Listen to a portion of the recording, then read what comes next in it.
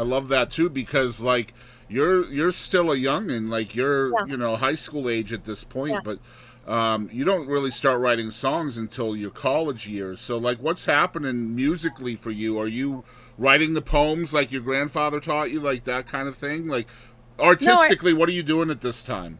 at this time I'm in school plays, I'm in theater, I'm drawing, I'm writing, I'm studying really hard because my parents were going through some really difficult personal and financial problems.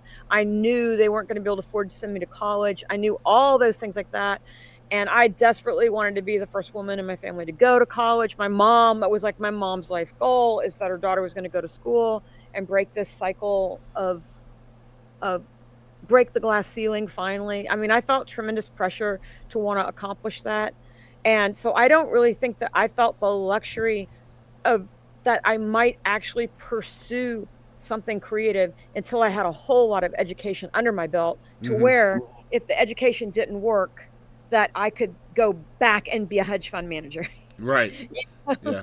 It's I about could go back, yeah, and work in a bank. I could go back and there were a number of things I covering your could, bases, as many yeah. bases as you can. Here's a question for you. You get to Nashville. This is really the first time that you're able to put down roots, right? Like Mhm. prior to Yeah. that, you're moving all over the place. So, Yes. what was that like? That kind of I'm trying to think. Like just trying to adjust to that. What was that like on you? You know, I love that you asked that because I don't think anybody's asked me that ever, and it was pretty striking. I had an incredibly difficult time. Up until then, I had never really gone to the same school Right. for more than a few years, and so now we're enrolling in high school. I get to high school, and at the end of a year and a half at the same high school, I'm like, "Okay, chop, chop, where are we going?" Hmm. Right? We're moving on, and nobody was moving, and so I went and told my parents, "I wanna change high schools," and, you know, they couldn't really understand that, but they were supportive of it, and it so then I changed, so I went to 2 different high schools, and even, like, I went to college. A year and a half into college, I was like, "Chop, chop, ready to change. Get out of here. Let's go somewhere else." So I transferred, and that's when I went to University of North Carolina.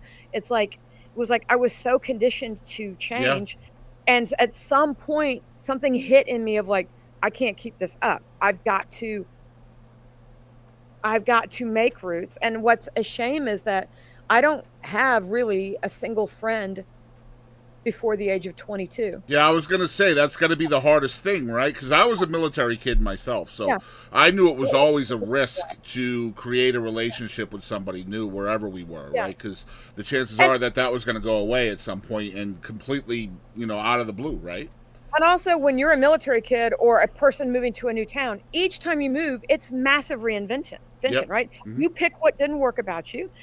Nobody remembers, nobody can rub anything in you. Nobody can go, "Whoa, when she was blah blah blah blah blah." Nobody can tell any of those stories. They're all gone. And so each time you were reinventing yourself, having a chance to make yourself a little better, or a little worse, depending on, your own situation. But it was like, that's why even now, like, occasionally people have reached out to me over the years from 6th grade or 8th grade, and I don't even know what to say. It's like, I don't remember that time, or that time was not that time was irrelevant to me, but it wasn't, and it was definitely what got me here, but it's so untangible